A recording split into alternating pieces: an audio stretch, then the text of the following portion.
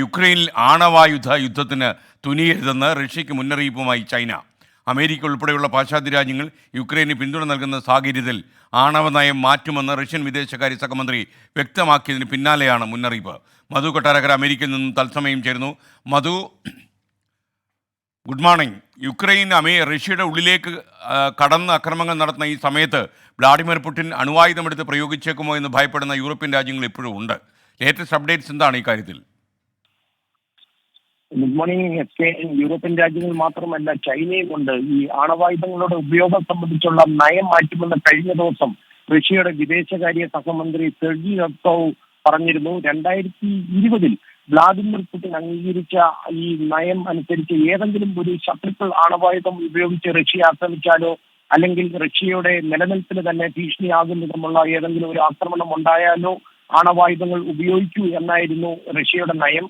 എന്നാൽ ഇപ്പോൾ നേരത്തെ സൂചിപ്പിച്ചതുപോലെ അതിർത്തി ഗ്രാമങ്ങളിൽ യുക്രൈൻ സൈന്യത്തിന്റെ നുഴഞ്ഞുകയറ്റവും അമേരിക്ക ഉൾപ്പെടെയുള്ള പാശ്ചാത്യ രാജ്യങ്ങൾ യുക്രൈന് വലിയ തോതിൽ പിന്തുണ നൽകുന്നു എന്ന റഷ്യൻ ചിന്തകളാണ് നിലവിലെ ഈ ആണവായുധ നയം മാറ്റി എഴുതുവാൻ റഷ്യയെ പ്രേരിപ്പിക്കുന്ന ഘടകങ്ങൾ. റഷ്യയുടെ ഈ ചുവടുമാറ്റം അന്താരാഷ്ട്ര തലത്തിൽ വലിയ ചർച്ചകൾക്കും ആശങ്കകൾക്കും ഇടയാക്കിയിട്ടുണ്ട്. ഇത്തരമൊരു സാഹചര്യത്തിലാണ് ഈ വിഷയത്തിന്റെ ഗൗരവമൊക്കെ ഉൾക്കൊണ്ടുകൊണ്ട് ആണവായുധ നയം മാറ്റരുതെന്ന് ഇന്നലെ ചൈന റഷ്യയോട് ആവശ്യപ്പെട്ടിരിക്കുന്നത്. ആണവായുധങ്ങളോ അല്ലെങ്കിൽ ആണവ യുദ്ധമോ നടത്തരുതെന്ന് ചൈനയുടെ വിദേശകാര്യ മന്ത്രാലയത്തിന്റെ വക്താവ് മയോ ലിങ് ആയിരുന്നു റഷ്യയോട് ആവശ്യപ്പെട്ടത്. നിലവിലെ സാഹചര്യത്തിൽ എല്ലാ കക്ഷികളും ശാന്തത പാലിക്കുകയും അതുപോലെ കൂടിയാലോചനകളിലൂടെ യുക്രൈൻ യുദ്ധത്തിന്റെ തീവ്രത കുറച്ചു കൊണ്ടുവരാനുള്ള ശ്രമത്തിലാണ് ഏർപ്പെടേണ്ടതെന്നാണ് ചൈന പറയുന്നത്.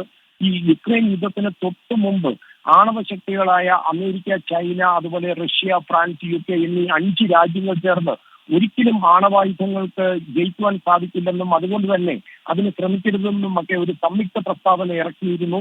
അത് റഷ്യയെ ചൈന ഇപ്പോൾ ഓർമ്മപ്പെടുത്തുകയും ചെയ്തിട്ടുണ്ട്.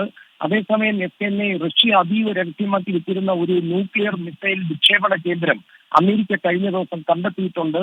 എത്ര ദൂരെ വരെയും, അതായത് 20,000 കിലോമീറ്റർ വരെ സഞ്ചരിക്കുവാൻ സാധിക്കുന്ന പുടിൻ തന്നെ അജീയമെന്ന് വിശേഷിപ്പിക്കുന്ന വ്യൂവെസ്നിക് മിസൈലുകളുടെ ലോഞ്ചിങ് സ്റ്റേഷനാണിതെന്നാണ് അമേരിക്കയുടെ ഒരു വിലയിരുത്തൽ.